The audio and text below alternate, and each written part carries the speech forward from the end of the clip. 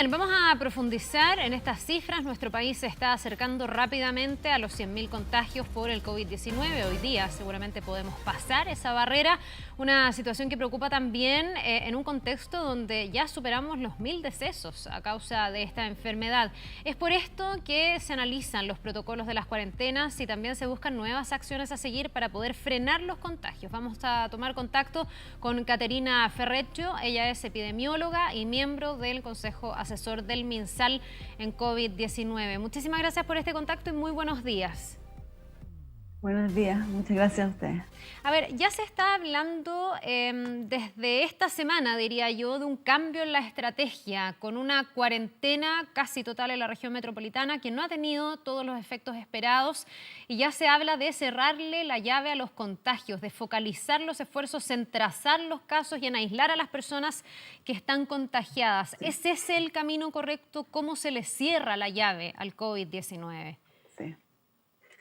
Sí, tal como usted lo dijo, esa es la estrategia. Eh, Lamentablemente, por la magnitud que usted acaba de describir de la distribución de la infección, no es una sola llave, son en realidad cientos o miles en Santiago, como usted dijo, en Puente Alto y en todas estas comunas, miles de llaves que tenemos que cerrar. La llave es el humano, porque como ya toda la comunidad conoce, nosotros somos los que tenemos el virus y que la posibilidad de nuestro sistema inmune, después que nos afecta, lo logra controlar y lo mata. Pero antes que nosotros desarrollemos nuestros anticuerpos, todos esos días previos son los días que nosotros contagiamos. Incluso lo que ya se sabe hoy día y que antes no se sabía, es que los días antes de que yo tenga síntomas es cuando más virus estoy excretando. Y por eso son las cuarentenas, porque yo me infecto un día y me puedo demorar 14 días en tener síntomas, pero resulta que en esos días yo estoy empezando a multiplicarse el virus en toda la parte aérea superior. Yo lo recibo por mi nariz, por mi boca, incluso por mis ojos, y él se multiplica en toda la zona alta del cuerpo. Y en esos días yo estoy contaminando y yo no sé que estoy enfermo.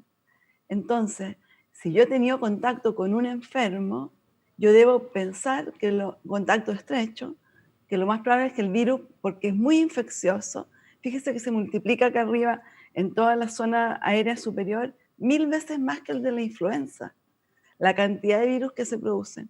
Y por eso basta que yo hable con una persona cercana para que el virus le llegue. Por lo tanto, si yo he estado con una persona en contacto cercano, Mm, lo más probable es que sí lo recibí. Y por ya. lo tanto, durante los próximos 14 días, yo puedo en algún momento empezar a producir virus y a infectar a un tercero. Ya, de ahí la Y importancia eso es entonces de aislarse, de mantenerse, ojalá actuando como que uno estuviera enfermo, aunque no tenga la certeza de que lo está. exactamente. Y hoy día ya se sabe que la mitad de las personas nunca desarrollan síntomas, pero sí infectan en ese momento asintomático.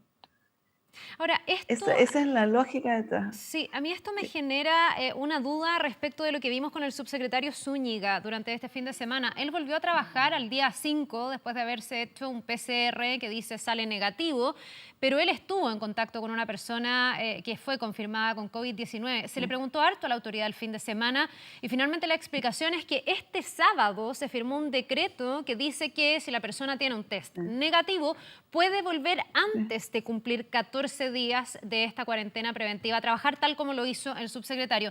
sí, ¿No hay una contradicción ahí si estamos sí, diciendo por un lado que hay que actuar como que uno estuviera enfermo y ahora decimos no, si hay un resultado negativo, ¿puede volver al trabajo? sí.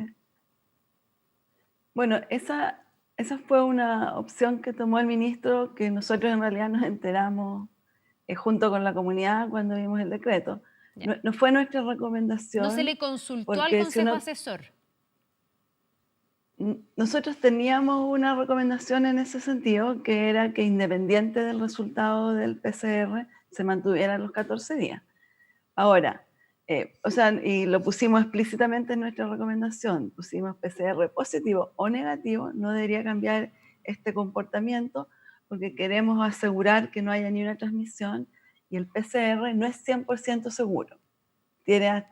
Puede tener hasta un 30% de lo que se llama falso negativo, que quiere decir que el examen le sale normal, pero en realidad usted tiene el virus. Y eso pasa tanto porque la tórula, el sistema de toma de muestra, puede fallar en tomar suficientes células donde está el virus. Es una muestra que no es tan fácil de tomar, o porque en el laboratorio no se detecte, y por cosas propias de la técnica. Y eso se sabe. Un PCR puede fallar hasta 30% de las veces teniendo el virus ahí.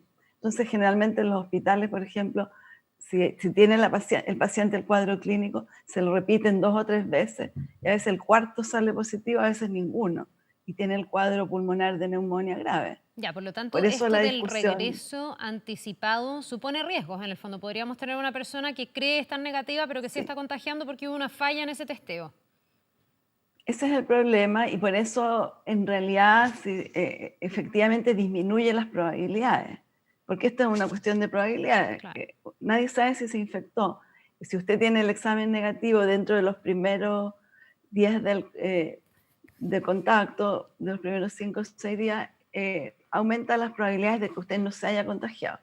Pero queda esta duda de la posibilidad de que sea un falso negativo, Claro. o que tenga un periodo, o que sea de las personas que van a tener el periodo de incubación más largo, y que no tenga suficiente cantidad de virus porque el test, para que salga positivo, necesita una cantidad de virus suficiente para que la reacción se haga positiva.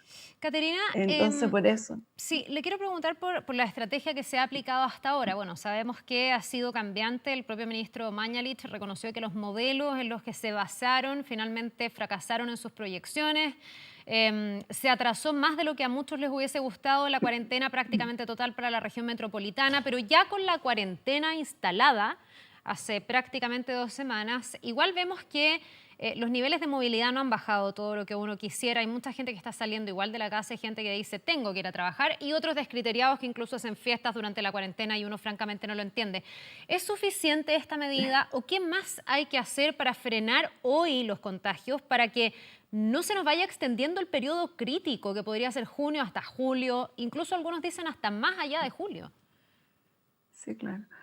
Mire, yo considero que en este momento tenemos un problema bien grave como comunidad. Somos de los países del mundo, de 88 países que se hizo el estudio, que menos cumple con las indicaciones en el mundo, tanto de lavado de manos como de aislamiento social, como de respeto a las cuarentenas.